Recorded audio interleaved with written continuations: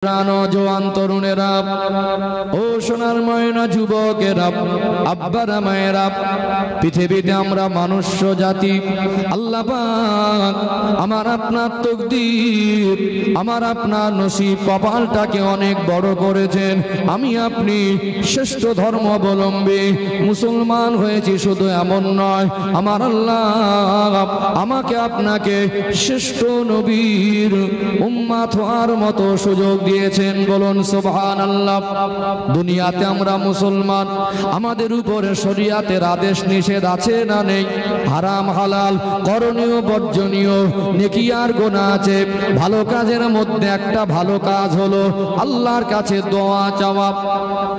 যত ইবাদত আমরা করি, নামাজ পড়ি, রোজা রাখি, হজ করি, কুরবানি দেই, যাকাত দেই, জিকির করি, তাসবিহ তাহলিল করি, ওই ইবাদতটা আল্লাহর কাছে কবুল হয়েছে এই গ্যারান্টি কিন্তু আমাদের দেওয়ার ক্ষমতা কারণ নেই।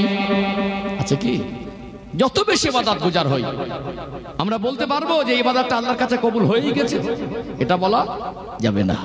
নবী আমার শোনা জবানে বললেন, আদ-দুআ মুখুল ইবাদত। দোয়া এমন একটা ইবাদত, দোয়া হলো ইবাদতের মগজ। একটা মানুষের মগজ ছাড়া মানুষটা মূল্যহীন।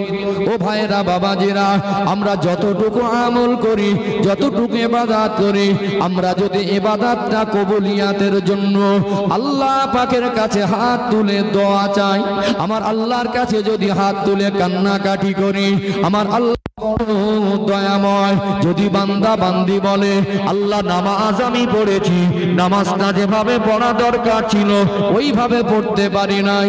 আল্লাহ রোজা আমি করেছি, আমি গুনাহগার, আমি দুর্বল, আমি অসহায়, যেভাবে রোজা রাখা দরকার ছিল সেইভাবে রোজার হক আদায় করতে পারি নাই। হজ আমি করেছি, যেভাবে হজ করা দরকার ছিল ওইভাবে হজ আমি করতে পারি নাই।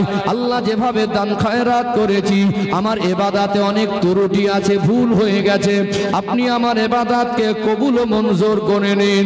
বান্দা বান্দি যখন আল্লাহর কাছে কেঁদে কেঁদে দোয়া চায়, আল্লাহ বড় দয়াময়। বান্দা বান্দির দুই ফোঁটা চোখের পানি আমার আল্লাহ তো পছন্দ করেন। বান্দা বান্দি দুই ফোঁটা চোখের পানি আমার আল্লাহর কাছে এত দামি। ওই দুই ফোঁটা চোখের পানি ফেলা দোয়া আমার আল্লাহ কবুল করে নিয়ে বান্দা বান্দিকে আমার আল্লাহ রহমতের কোলে টেনে নেয়। যদি বলেন না সুবহানাল্লাহ। দোয়া হলো কি? ইবাদতের মগজ। যারা দোয়া চায় না, দোয়ার বিরোধী, এরা অহংকারী ইবাদত গুজার। কথা কি বুঝতে পেরেছেন? মনে মনে করে আমাদের আর আল্লাহর কাছে বলা দরকার নেই। এখন এক শ্রেণীর মানুষ, এই দোয়া বিরোধী মানুষ বেরিয়েছেন, আবার হয়নি কি? দোয়া বিরোধী মানুষ। আমরা আহলে সুন্নাতুল জামাতের মানুষ, হানাফি মাযহাবের মানুষ, আমরা নামাজ পড়ে, ফরজ নামাজ পড়ে সম্মিলিতভাবে ইমাম সাহেব দোয়া করে, আমরা সেখানে আমিন বলি। বলি কি বলি না? এখানে আমরা তো ফরজে আইন বলিনি। আর দোয়াটা নামাজের ভিতরের কোনো অংশ নয়। আসসালামু আলাইকুম ওয়া রাহমাতুল্লাহ, আসসালামু আলাইকুম ওয়া রাহমাতুল্লাহ, সালাম ফিরিয়ে দিলাম, নামাজের পর্বটাই শেষ হয়ে গেল। যে মানুষটা নামাজ পড়ে জায়গা ছেড়ে উঠলই না, সব থেকে উৎকৃষ্ট জায়গা আল্লাহর ঘরে বসে আছেন, ওই মানুষটার উপরে আল্লাহ কি রাগম্বিত আছেন না খুশি আছেন? ওই সময় যদি আল্লাহর কাছে আমরা কিছু চাই, যদি ওই সময় চাওয়া বিরোধী করো, নামাজ পড়ে মসজিদে বসে দোয়া চাওয়া দরকার নেই, তাহলে কখন চাবে? মদের আসরে বসে চাবে? কখন যাবে? ও ঘর থেকে বেরিয়ে, মসজিদ থেকে বেরিয়েই তো দুনিয়াদারির মধ্যে লিপ্ত হবে। কথা ঠিক বললাম না ভুল বললাম? ও মসজিদ থেকে বেরিয়ে কোথাও এক জায়গায় বসবে, সেখানে গীবত হচ্ছে, ওখানে বসে দোয়া চাওয়ার পরিবেশ আছে? ও কোথায় গিয়ে দোয়া চাবে? বাড়ি গিয়ে বিবি বাচ্চা আরাবদার তাদের কথাবার্তা শুনতে সংসারিক ঝামেলার মধ্যে জড়িয়ে যাবে। দোয়াটা চাইবে কখন? আমরা সাহাবাদের মতো হতে পারবো না, কখনো নয়। সাহাবাদের শানে বিয়াদবি হবে যদি বলি সাহাবাদের মতো হব, তাদের অনুসরণ করব। নবী বলেছেন, আসহাবিকান নুজুম বিআইহিম ইক্তাদাইতুম ইহতাদাইতুম। আমার এক একটা সাহাবা নক্ষত্রের সমতুল্য, কোন একজনকে দেখলে হেদায়েত পেয়ে যাবে। বলুন না সুবহানাল্লাহ। প্রত্যেকটা নবী আল্লাহর কাছে দোয়া চেয়েছেন, প্রত্যেকটা ইমানদার আল্লাহওয়ালা আল্লাহর কাছে দোয়া চেয়েছেন। এই জন্য আমাদের জীবনে ইবাদতের একটা অংশ দোয়াকে আমরা জীবনের সঙ্গী করে নেব। বলুন সুবহানাল্লাহ। দোয়া দরকার আছে না? দরকার আছে না নেই? আমার নবী জীবনে দোয়া করেননি? করেছেন না করেননি? আল্লাহ কোরআন শরীফে নিজে বলছেন উদউনি আস্তাজিব লাকুম, তোমরা আমাকে ডাকো, আমি আল্লাহ ওই ডাকে সাড়া দেব। বলুন না সুবহানাল্লাহ। তাহলে আমরা আল্লাহকে যদি ডাকি, আল্লাহর কাছে চাই, আল্লাহ সাড়া দেবেন না? দুনিয়ার মানুষকে একটা জিনিস চাইবেন, তার কাছে আছে, একবার চাইবেন, দুবার চাইবেন, তিনবার চাইবেন, লোকটা অতিষ্ঠ হয়, লোকটা একটা সময় গিয়ে অধৈর্য হয়ে যায়, বিরক্তি বোধ করে, বারবার একটা জিনিস আমার কাছে চাচ্ছি কেন? কিন্তু আমার আল্লাহ এমন এক রহমান, এমন এক রহিম, এমন এক দয়াশীল, আমার আল্লাহর কাছে বান্দা না চাইলে আল্লাহ রাগ করেন। বলুন না সুবহানাল্লাহ। তাহলে দোয়া চাইলে আল্লাহ খুশি হয় কি হয় না? আল্লাহ খুশি হয়। ও ভাইজানেরা, সোনার মানিক যুবকেরা, আব্বারা মায়েরা, দোয়া চাওয়া দরকার আছে কিনা? দোয়া এমন একটা ইবাদত, দোয়া হলো ইবাদতের মগজ, আর দোয়া ও মুখুল ইবাদত। প্রত্যেকটা নবী আল্লাহ পাকের কাছে দোয়া চেয়েছেন। কয়েকটা ছোট্ট ছোট্ট করে দৃষ্টান্ত তুলে ধরি। আল্লাহ দয়াময়, আমার আপনার আদি পিতা আবুল বাশার আব্বাজান আদম আলাইহিস সালাম আর মা হাওয়া আলাইহাস সালামকে জান্নাতে স্থান দিয়েছিলেন। আল্লাহ পাক বলেছিলেন লা তাকরাবা হাযিহিস শাজারা, ওই গাছের ফল খাওয়া তো দূরের কথা, ওর ধারে পাশে যাবে না। কিন্তু শয়তানের ওয়াসওয়াসায় পড়ে আমাদের আব্বাজান আর আমাদের আদি মাতা আম্মাজান হাওয়া আলাইহাস সালাম ওই নিষিদ্ধ গাছের ফল খেয়ে নেওয়ার কারণে আমার আল্লাহ তানাদেরকে জান্নাত থেকে বাহির করে দুনিয়া জমিনে নামিয়ে দিয়েছিলেন না দেন নাই? যখন সর্বপ্রথম আদম আলাইহিস সালাম আর মা হাওয়া আলাইহাস সালাম এই দুনিয়া জমিনে এসেছিলেন, আল্লাহ পাক দুনিয়ায় নামিয়ে দিয়েছিলেন। দুনিয়াটা অন্ধকার অবস্থায় ছিল, আমার আল্লাহ দুজনকে দু জায়গায় নামিয়ে দিলেন, একে অপরে বিচ্ছিন্ন হয়ে গেল। তখন আসার পরে তানাদের উপরে নামাজ ফরজ হয় নাই। ও ভাইয়েরা বাবারিরা, তখন হজ ইবাদতটা প্রথমে করেন নাই, রোজা ইবাদতটা প্রথমে করেন নাই। আমাদের আদি পিতা আব্বাজান আদম আলাইহিস সালাম তিনি দুনিয়া এসে একটা দোয়া করেছিলেন। ওই দোয়াটা আমার আল্লাহ কোরআনুল কারীমে দিয়েছে না দেয় নাই? ওয়ালা রব্বানা যালামনা আনফুসানা ওয়া ইল্লাম তাগফির লানা ওয়া তারহামনা লানাকুনান্না মিনাল খাসিরিন। আদম আলাইহিস সালাম বলেছিলেন ক্বালা, হে আমার রব, রব্বানা আমার প্রভু, যালামনা আমি জুলুম করেছি, আনফুসানা নিজের নফসের উপরে, ওয়া ইল্লাম তাগফির লানা আল্লাহ আপনি আমায় ক্ষমা করে দেন, ওয়া তারহামনা আপনি আমার উপরে রহম করেন, লানাকুনান্না মিনাল খাসিরিন আল্লাহ আপনি যদি ক্ষমা না করেন, আপনি যদি দয়া না করেন, ধ্বংসকারী দলভুক্ত হয়ে যাব। আল্লাহ পাকের পছন্দ হয়ে গেল। আল্লাহ পাকের নবী আদম আলাইহিস সালাম আল্লাহর কাছে দোয়া চেয়েছিলেন, চোখের পানি ফেলে ফেলে আল্লাহর কাছে মাফি চেয়েছিলেন, তওবা করেছিলেন। আমার আল্লাহ রহমতের দরিয়ায় জোশ মেরে আদম আলাইহিস সালামকে ক্ষমা করে দিয়েছিলেন। জোরে বলেন না সুবহানাল্লাহ। আদম আলাইহিস সালাম দুনিয়া এসে চুপচাপ মেরে থাকতেন? পৃথিবীর প্রথম মানুষ দুজনে দুনিয়া এসে তাদের মূল ইবাদত ছিল আল্লাহর কাছে মাফি চাওয়া। কার কাছে চাওয়া? এটা কি দোয়ার মধ্যে শামিল না? রব্বানা যালামনা আনফুসানা ওয়া ইল্লাম তাগফির লানা ওয়া তারহামনা লানাকুনান্না মিনাল খাসিরিন। আসলে অল্প বিদ্যা মাঝে মাঝে ভয়ঙ্করী হয়। কি হয়? অল্প বিদ্যা ভয়ঙ্করী হয়। একজন নবীর দোয়া ক্ষমা চাওয়া, আল্লাহ তাকে শুধু ক্ষমা করেননি, কয়েক হাজার বছর আগে আল্লাহ কোরআনুল কারীমকে তার শ্রেষ্ঠ নবীর উপর নাজিল করলেন। আর এই নবীর উম্মত যাতে ওই আদম আলাইহিস সালামের আমলটা করে, এই জন্য আমার আল্লাহ ওই দোয়াটা কত হাজার বছর আগে সেটা চেয়েছিলেন একজন নবী দুনিয়ার প্রথম মানুষ হিসাবে এসে। আর সেটা আল্লাহ পাক আজকে আমাদের জন্য কেন দিলেন? তুলে রাখার জন্য নাকি? একটু হাঁকু দেন না। তাহলে চাওয়ার জন্য তো নাকি? তাহলে আমরা চাইবো না তো কি করবো? তাহলে ইবাদত করতে গিয়ে ভুল হলে আল্লাহর কাছে ক্ষমা চাবো না? অন্যায় চোখর হয়ে গেলে, ভুল হয়ে গেলে আল্লাহর কাছে মাফি চাবো না? ক্ষমাকারীকে, আমার তওবাকারীকে আল্লাহর কাছে যারা অনুতপ্ত হয়ে ক্ষমা চায়, আমার আল্লাহ সমস্ত গুনাহগারকেও ভালোবাসেন। বলুন সুবহানাল্লাহ। ও ভাইজানেরা, সোনার মানিক যুবকেরা, আব্বারা মায়েরা, এটা সবরে সানির মাহফিল, দোয়ার মজলিস। এই জন্য আমি সময় অনুপাতে বর্তমান প্রেক্ষাপটে পরিস্থিতির দিকে লক্ষ্য করে আজ দোয়া দরকার আছে কিনা এই কথাটা তুলে ধরছি। পরের আলোচনা আমি আসব। ও ভাইরা বাবাজিরা, দোয়া হলো ইবাদতের মগজ। আমার আল্লাহ নিজে কোরআন শরীফে বলেছেন, ইয়া আইয়ুহাল্লাযীনা আমানু তুবু ইলাল্লাহি তাওবাতান নাসুহা। কোরআনুল কারীমের পারা নাম্বার 28, পারার পৃষ্ঠা নাম্বার 20, একেবারে শেষ পৃষ্ঠা শুরুর দিকে পাবেন সূরা আত-তাহরিমের 8 নাম্বার আয়াত। আমার আল্লাহ বলেন, ইয়া আইয়ুহাল্লাযীনা আমানু, হে বিশ্বাসী বান্দা বান্দিরা, আমি আল্লাহ তোমাদেরকে জানিয়ে দিলাম, তুবু ইলাল্লাহি তাওবাতান নাসুহা। গুনাহ যদি পাহাড় পাহাড় পরিমাণ হয়ে যায়, পৃথিবীতে এত বেশি গুনাহ করেছো, তোমার যদি মনে হয় আমার মতো গুনাহগার দুনিয়াতে আর কেউ নেই, আল্লাহর আসমান আর জমিনের মাঝে যতটা খালি জায়গা, অতটা যদি বেশি গুনাহ হয়ে যায়, খালি জায়গার থেকে গুনার পরিমাণ যদি বেশি হয়, আমার আল্লাহ বলে, বান্দা বান্দি, তোমার গুনার পরিমাণ যত বেশি হোক, আমি আল্লাহ দয়ার থেকে বেশি না, আমি আল্লাহ তার থেকে তোমাকে লক্ষ লক্ষ কোটি কোটি গুণ ভালোবাসি। বলুন সুবহানাল্লাহ। ফিরে এসো, অন্তর থেকে তওবা করো, মন থেকে বলো, প্রতিজ্ঞাবদ্ধ হও, আল্লাহ আমি জীবনে এই কাজটা আর করব না, আল্লাহ আমি জীবনে এই গুনাহটা আর করব না, আল্লাহ আপনি আমাকে ক্ষমা করে দেন।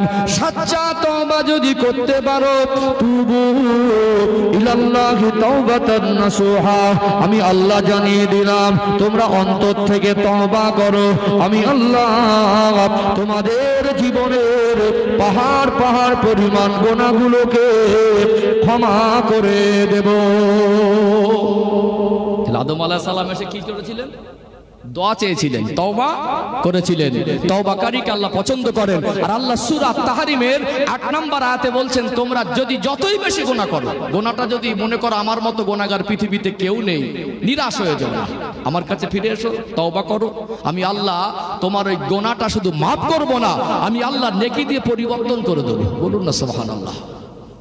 আমাদের এখন এক শ্রেণীর মানুষ বলছে দোয়া দরকার নেই, সবরে সানির মাহফিলের দরকার নেই।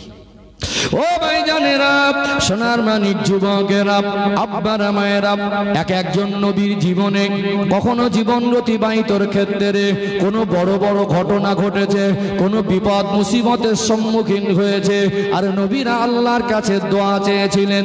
এক একজন নবীদের দোয়াগুলো আমার আল্লাহ তিনি কোরআন শরীফে আমাদের জন্য শিক্ষার জন্য দিয়েছেন। কাবা ঘর সংস্কার করেছিলেন আল্লাহর হুকুমে হযরত নবী ইব্রাহিম আলাইহিস সালাম, আত্মার কলিজার টুকরা হযরত নবী ইসমাঈল আলাইহিস সালাম, দুই বাপ বেটা কাবা ঘর সংস্কার করেছিলেন। এটা আল্লাহ পাকের হুকুমে। আপনারা জীবনী জলসা শোনা মানুষ, ইব্রাহিম আলাইহিস সালামের জীবন হিস্টোরি সম্পর্কে আপনাদের মোটামুটি জানা আছে না নেই? ওই কাবা ঘর সংস্কার করেছিলেন। কাবা ঘর সংস্কারের সময় তখন দুনিয়ার কোনো যন্ত্র আবিষ্কার মানুষ করিনি, লিফটের কেরেঙের কোনো আবিষ্কার হয় নাই। হযরত নবী ইব্রাহিম আলাইহিস সালাম বললেন, আল্লাহ উঁচু হয়ে গিয়েছে দেওয়াল, এর উপরে আমার আর কাজ করার ক্ষমতা নেই। আমার আল্লাহ জিবরাইল মারফাত একটা জান্নাত থেকে পাথর পাঠিয়েছিলেন। ওই পাথরটা হলো হাজারে আসওয়াদ। এটা দুনিয়ার কোনো অংশ নয়, এটা হলো জান্নাতি পাথর। ওই পাথরের উপরে দাঁড়িয়ে গেলে আল্লাহর কুদরতি ক্ষমতায় ওই পাথরটা এমনি উঁচু হতে শুরু করত। বলুন সুবহানাল্লাহ। আজ আমার আল্লাহ বিশ্বের মানুষের কাছে এটা নিদর্শন স্বরূপ, যেখানে কদম মোবারক রেখে ইব্রাহিম আলাইহিস সালাম ওই জান্নাতি পাথরে কাবা ঘর সংস্কার করেছিলেন। ওই জান্নাতি পাথরে ইব্রাহিম আলাইহিস সালামের কদম মোবারকের ছাপটা আমার আল্লাহ তুলে দিয়েছে না দেয় নাই? কাবা ঘর সংস্কার করে তিনি আল্লাহর কাছে দোয়া করেছিলেন। এত কষ্ট করে আল্লাহর হুকুমে ঘরটাকে পুনরায় সংস্কার করেছি। আল্লাহর কাছে দোয়া চেয়েছিলেন, রব্বানা ওয়াবআস ফীহিম রাসূলাম মিনহুম ইয়াতলু ইয়াতলু আলাইহিম আয়াতিকা ওয়া ইউআল্লিমুহুমুল কিতাবা ওয়াল হিকমাতা ওয়া ইউযাক্কিহিম। ও ভাইরা বাবাজিরা, ওই দোয়াটা আমার আল্লাহ কবুল করে নিয়েছিলেন, বলুন সুবহানাল্লাহ। আল্লাহ নবী ইব্রাহিম আলাইহিস সালামের বংশধরের মধ্যে এসেছিলেন, জানেন না? আমি সম্ভবত মনে আছে আপনাদের জীবনী জলসাতে আমি বলেছিলাম ইব্রাহিম আলাইহিস সালাম আমার রাসূলুল্লাহ 63তম ঊর্ধ্বতন পূর্বপুরুষ। কততম? ইব্রাহিম আলাইহিস সালাম কি ইসমাঈল আলাইহিস সালাম দুজনের মধ্যে একজন হবে 63তম, কম বেশি 19-20 হতে পারে। অতএব এই যে পূর্বপুরুষ, তার 63তম ঊর্ধ্বতম পূর্বপুরুষ দোয়া চেয়েছিলেন, আল্লাহ আমার বংশে আমার খানদানে এমন একজন নবীকে আপনি প্রেরণ করেন যিনি আয়াত দিয়ে মানুষকে দাওয়াত দেবেন, তিনি কোরআনের আয়াত দিয়ে হিকমতের সঙ্গে মানুষকে দিন প্রচার করবেন, দিনের দাওয়াত দেবেন। আমার আল্লাহ দোয়া কবুল করে কয়েক হাজার বছর পরে সেই বংশে আল্লাহ পাক আমাদের নবীকে পাঠিয়ে দিয়েছিলেন, বলুন না সুবহানাল্লাহ। কথা কি বুঝতে পারছেন? দোয়া চেয়েছিল না চাইনি? দোয়াটা কোরআন শরীফ আল্লাহ কেন দিয়েছেন? তাহলে দোয়া চাওয়া দরকার আছে না নেই? দোয়া চাওয়া দরকার আছে। ও ভাইজানেরা, সোনার মানিক যুবকেরা, আব্বারা মায়েরা, ইব্রাহিম আলাইহিস সালাম তিনি জীবনে অনেক দোয়া চেয়েছেন। আর একটা দোয়ার কথা আপনাদেরকে বলি। ইব্রাহিম আলাইহিস সালাম তিনি প্রথম বিবাহ করলেন, সন্তান হয় নাই, 86 বছর বয়স হয়ে গিয়েছিল। বিবাহ বন্ধনে আবদ্ধ হওয়ার পরে দীর্ঘদিন সন্তান না হওয়াতে একটা মানুষ যখন স্বামী স্ত্রী দাম্পত্য জীবনে আবদ্ধ হয়, সন্তান প্রয়োজন মনে হয় কি হয় না? টাকা পয়সা অর্থ সম্পদটা তখন বড় মনে হয় না। সন্তান যদি না হয় ওই মানুষটা কেমন যেন কষ্টে থাকে। আল্লাহর কাছে দোয়া করে চেয়েছিলেন, আল্লাহর কাছে দোয়া করেছিলেন, আল্লাহর কাছে এই বলে দোয়া চেয়েছিলেন, রব্বি হাবলি মিনাস সালিহিন, আল্লাহ আপনি আমাকে একটা নেক সন্তান দান করেন।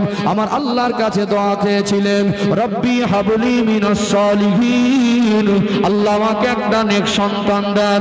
আমার আল্লাহ ইব্রাহিম আলাইহিস সালামের দোয়া কবুল করে নিয়ে সুসংবাদ প্রদান করেছিলেন, ফাবাশশারনাহু বিগুলামিন হালিম।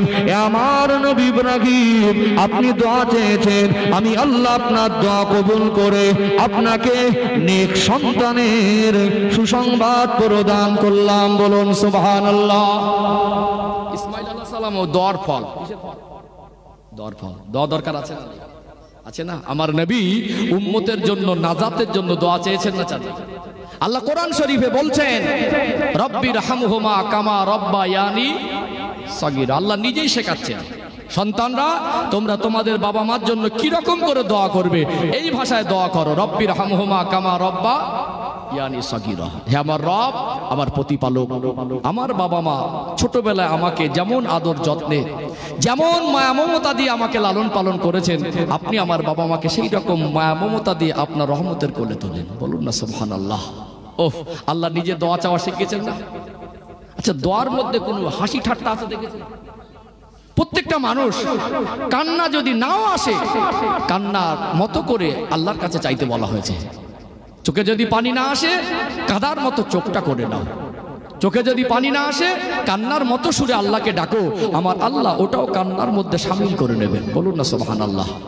সম্মানিত ভাইয়েরা, এখানে বুঝতে হবে আল্লাহ পাক কোরআন শরীফে বলছেন, ফালিয়াদহাকু কলিলাও ওয়া লিয়াবকু কাসীরা, তোমরা কাঁদো বেশি, হাসো কম। দোয়া এমন একটা ইবাদত, ওই দোয়ার মাধ্যমে মানুষ আল্লাহর কাছে কান্না করা শেখে, বলুন না সুবহানাল্লাহ। ঠিক বলছি তো নাকি? দোয়া দরকার আছে না? আমরা বিপদে পড়ে একটা দোয়া পড়ি, বিপদে পড়ে কি পড়ি? দোয়া ইউনুস পড়ি না? দোয়া ইউনুস কেন বলা হলো?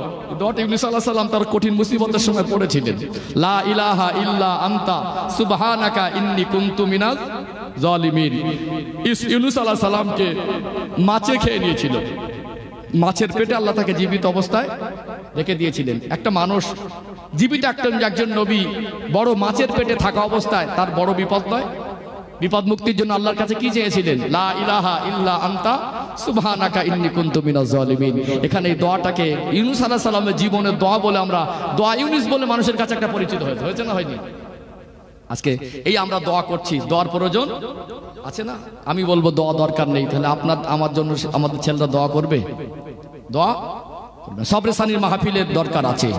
মসজিদে দান করলে সব পাবে, মাদ্রাসায় দান করলে সব পাবে, এতিমকে খাওয়ালে সব পাবে। অতএব আপনি কোরআন শরীফ নিজে সন্তান বাবা মার জন্য তেলাওয়াত করলে সেখানে সব পাবে। তবে উত্তম হলো সন্তান তার বাবা মার জন্য নিজে কিছু করুক। একান্ত যদি নাও পারে, মনে করবেন না যে একটাই শুধু ভালো কাজ, আর কোনো ভালো কাজ নেই। আমাদের খাদ্যের মধ্যে হালাল খাদ্য, তরকারিকে আমরা একরকম খাই না, অনেক রকম ভালো মন্দ মানসম্মত তরকারি আছে, আছে না? গোস্তটা না দিলে মেহমান একটু অসন্তুষ্ট হয়, বেমানান লাগে। কি লাগে? বেমানান লাগে। গোস্ত ভালো বলে 365 দিন শুধু গোস্তটাই খাবেন না, ডালেরও দরকার আছে, শাকসবজিরও দরকার আছে না নেই? ওই গোস্তটাই শুধু বলবো খাদ্য, আর এগুলো খাদ্য না, এটা বলা যাবে? এটা বলা যাবে না। শুধু গোস্ত খেয়েও জীবন চলবে না, সব রকম চলা দরকার। আল্লাহর কাছে কবুলটা হলো বড় জিনিস, কবুলিয়াতটা হলো বড় জিনিস। এইটা বেশি সওয়াব, ওটা কম সওয়াব, হাজারো বেশি সওয়াব করলাম, যদি আল্লাহর কাছে কবুল না হয়। ছোট্ট ইবাদতকে ছোট্ট মনে করতে নেই, একটা ছোট নেকিকে ছোট মনে করতে নেই, একটা ছোট গোনাকে ছোট মনে করতে নেই। অনেকে মনে করে ছোট ছোট গোনা করছি তো কি। দোয়ার পরিবেশ কেন দরকার একটু আপনাদের বুঝিয়ে দেই। আজকে এতগুলো মানুষ আমরা এখানে বসেছি দোয়া সবরেসানির মাহফিলে। এখানে আজকে আমরা দোয়া করব, দোয়াটা শুধু ওই ভাইয়ের জন্য হবে না, প্রত্যেকের মা বাপ, দাদু বিঘি আওলাদুন সালিহি ইয়াদউ লাহুম। নবী বলছেন ইদা মাতাল ইনসানু ইনকাতা আনহু আমালুহু। মানুষ যখন মারা যায় তার জীবনের আর নেকি অর্জনের রাস্তা খোলা থাকে না, সব বন্ধ হয়ে যায়। একটা মৃত মানুষ কি নামাজ পড়ে, ওই সন্তানটা যদি কবরের ধারে দাঁড়িয়ে বাবা মার জন্য, দাদু দাদিমার জন্য, আত্মীয় পরিবারের জন্য মাগফিরাতের দোয়া চায়, ওই সন্তানটা যদি শরীয়তের শিক্ষা অর্জন করেছিল, বেঁচে থাকা অবস্থায় কিছু মানুষকে কোরআন শিখিয়েছিল, হাদিস শিক্ষা দিয়েছিল, শরীয়তের শিক্ষা দিয়েছিল, মরে যাওয়ার পরে ওই শিক্ষাটা যতদিন সওয়াবের হিস্সা পাবে, এটা হলো সাদকায়ে জারিয়া। ও ভাইরা বাবাজিরা, এমন একটা ইলম অর্জন করেছি যেটা নিজে শিখে অপরকে শিক্ষা দিয়ে এসেছি, এটা যতদিন জারি থাকবে আমার আল্লাহ কবরে শুয়ে শুয়ে আল্লাহর কাছে বলবে, আল্লাহ আমি তো জীবনে অনেক গুনাহ করেছি, আমি নেকি করেছিলাম, ভালো কাজ করেছিলাম, এত ভালো কাজ তো আমি করিনি, এই ভালো কাজগুলো এত নেকি কোথা থেকে এসেছে? আমার আল্লাহ বলবেন, বান্দা বান্দি দুনিয়ায় সাদকা জারিয়া হিসাবে কিছু করেছি। কি করে? হিংসা হয়, আঙ্গুর ফল না খেতে ফেললে মাঝে মাঝে টক লাগে। আমি ভালো কাজ করতে কাউকে বাধা দিতে পারি না, যদি সামান্য নেকি হিসাবে মনে হয় ওটাও তাকে বাধা দেওয়া যাবে না। কোন বিবেকে? ভালো পরিবেশটাকে। আর দোয়া কখনো কখনো তারা চায়, সে দোয়ার মধ্যে কোনো রসকস নেই। দেখবেন সে দোয়াটা আল্লাহর কাছে একজন মানুষ চাইলে কিরকম করে চাইতে হয়। আল্লাহর কাছে যখন চাইবেন বিনয়ী হয়ে চাইতে হবে। আল্লাহর কাছে একজন অসহায় মানুষ যখন একটা মানুষের কাছে কিছু হাসিল করার জন্য আসে, খুব কড়া মেজাজে বলে, যারা সাহায্য আমাকে দরকার আমল, তারা প্রথম রাতে তাড়াতাড়ি ঘুমিয়ে যেতেন না, শেষ রাত্রিরে উঠে যেতেন। ওই তাহাজ্জুদ পড়ে, আর হয়তো একটা জায়গায় মাঠে কাজ করছেন, রক্ত এসে গেছে, ফেরার কথা ছিল, আপনি ফিরতে অক্তে পারেননি, সেক্ষেত্রে পড়ে নিলেন। জায়েজ আলাদা, আর আদব আর সুন্নাত আলাদা। যারা বলবে যে টুপি ছাড়াই সারা জীবন নামাজ পড়বো, ওদেরকে দাওয়াত, ইয়া রাসূলুল্লাহ, ইয়া হাবিবাল্লাহ, জুতোর ফিতে যদি ছিঁড়ে যায় সেটা কিভাবে চাইবো? আল্লাহর কাছে তো বলা যাবে না, আল্লাহ আমার জুতোর ফিতে দেন, এভাবে তো বলা যায় না। বরং আল্লাহর কাছে বলতে হবে, আল্লাহ আমার ব্যক্তিগত কোনো ক্ষমতা নাই, আল্লাহ আপনি আমার রিজকের মালিক। আল্লাহ আপনি কোরআন শরীফে বলেছেন, ওমা মিন দাব্বাতিন ফিল আরদি ইল্লা আলাল্লাহি রিজকুহা। আল্লাহ পাক তিনি নিজেই ঘোষণা দিয়েছেন, যাদের রিজকের প্রয়োজন আমি আল্লাহ তাদের রিজকের জিম্মাদারি নিজে গ্রহণ করেছি। খাদ্যটা শুধু রিজক নয়, মানুষের জীবনের প্রয়োজনটাও হলো একটা রিজক। আল্লাহর কাছে বলবেন, আল্লাহ আমার এই মুহূর্তে একটা প্রয়োজন, চপ্পলটা আমি পরি, এটা আমি আল্লাহর কাছে চাইবো। বলেন ইনশাআল্লাহ। আচ্ছা দেখুন, এখানে আমরা যারা এসেছি বাবা মার জন্য দোয়া করি না, দাদু দাদিমার জন্য করি। তার দাদুর বাপের নামে কজন করেছেন? করেছেন কি? দাদুর নামে কজন করেছেন? এখানে যারা এসেছেন দাদুর নাম সবাই জানো। খুব জোর হয়তো দাদুর বাপের নামটা মনে রেখেছে, ঠিক তো নাকি? দাদুর নাম সবার মনে আছে? আমরা জানি না। আমার আপনার পীর মোর্শেদ আমিরুশ শরিয়াত কুতুবুল আলাম মুজাদ্দিদুজ জামান দাদা হুজুর পীর কেবলা রাহমাতুল্লাহ আলাইহি ছিলেন বাংলার মানুষের জন্য একটা নিয়ামত। বলুন না সুবহানাল্লাহ। তানাকে মুজাদ্দিদ বলে মানি। আজ দলমত নির্বিশেষে যত দলমত হয়েছে, দাদা হুজুর কেবলার উপরে কি আঙুল তুলতে দেখেছেন? সব দলমতের মানুষ বলছে আল্লাহ মাগফিরাত করে দিতে পারেন না? দোয়া দরকার আছে না নেই? এই পরিবেশ যদি না করি, আপনি বাড়ি করলেও পাবেন, কিন্তু এই পরিবেশ মাঝে মাঝে করা কি? মাঝে মাঝে এই পরিবেশ করা মানে এই দোয়ার সিলসিলাটাকে জারি রাখা। আজকে ভাই যদি একাই করে দিত ঘরে, দোয়া করবে। আল্লাহ আমাদেরকে কবুল করেন, বলেন আল্লাহুম্মা আমিন। এই জন্য অনেক টাকা অনেক দিকে যায়, মানুষ ফতোয়া ফিতনা দুনিয়া শুরু করবে, আখেরি জামানা, আর অনেক কিছু শুনতে পাবেন, অনেক ফতোয়াবাজি হবে। আমরা ওয়ালা আলি সাইয়্যিদিনা हब्बे अहमद अजलही सीने में है, मैं जरूरत नहीं जिनके खुशबू से महका सारा जहां, वो खुशबू नबी के पसीने में है। अल्लाहुम्मा सल्ली अला। মানুষ তার অন্তরে কলিজার ভিতরে যদি আমার নবীর ভালোবাসা না থাকে, পৃথিবীর সেরা ধনী মানুষটা কি কবরে আর হাসরে ছাড় পাবে? পৃথিবীর সেরা শিক্ষিত মানুষ, যে দেশে সব থেকে উন্নত শিক্ষা ব্যবস্থা নাজাতের হতে পারে না, আল্লাহর হুকুমগুলো মানা ছাড়া মানুষের জীবনটা নাজাতের জীবন হতে পারে না। আমার ভাই বলছিলেন আম্মা জান হযরত খাদিজাতুল কুবরা রাদিয়াল্লাহু আনহার ভালোবাসা কথা তুলে ধরতে একটু তুলে ধরি। হযরত খাদিজাতুল কুবরা রাদিয়াল্লাহু আনহার সঙ্গে বিবাহ বন্ধনে আবদ্ধ হওয়ার পরে ওই সময় গোটা মক্কার অলি গলিতে এক শ্রেণীর মানুষ সমালোচনা করে, খাদিজা হলো ধনাঢ্য ব্যক্তি, অনেক ধন সম্পদ পেয়ে গেলেন, মানুষ আমার সমালোচনা শুধু করে না, আমার রাসূলকে নিয়ে সমালোচনা করে। সবাইকে দাওয়াত করে বাড়িতে খাইয়ে বলেছিলেন, ও মক্কার মানুষ, আমি খাদিজা আমার ধন সম্পদ অনেক ফেরাতেন না। নবী আমার কাউকে খালি হাতে ফেরাতেন না, নবী আমার কারো দুঃখ কষ্ট সহ্য করতেন না। আম্মা জান খাদিজা এরা সবাই একটা জায়গায় বসে মিটিং করলো। এত ভিতরে ভিতরে মুসলমানের সংখ্যা বেড়ে গেছে, এরা কোন রকম ভাবে হাজারো বাধা দিয়ে ইসলাম প্রচার বন্ধ করা যায় না। রাস্তা হলো একটা মিটিং। বলুন তো দেখি, 100 জন মানুষকে টোটাল 10,000-এর মতো লোকজন যদি এরিয়ার মানুষ সব সম্পর্ক ছিন্ন করে দেয়, বিপদ বাড়বে না কমবে? বাড়বে না কমবে? পাহাড়পুরের 30-40 জনকে টোটাল মালদা জেলার মানুষ বয়কট করে দেন, সাহাবাদের নিয়ে আলাদা হয়ে যাবেন। যারা সত্যিকারের নবীকে ভালোবাসে তারা ওই বাপ মা পরিবার সবকে ছেড়ে আস্তে আস্তে আসতে হবে কি হবে না? আস্তে আস্তে আসতে হবে। নবী আমার সাহাবাদের নিয়ে চিন্তায় পড়ে গেলেন।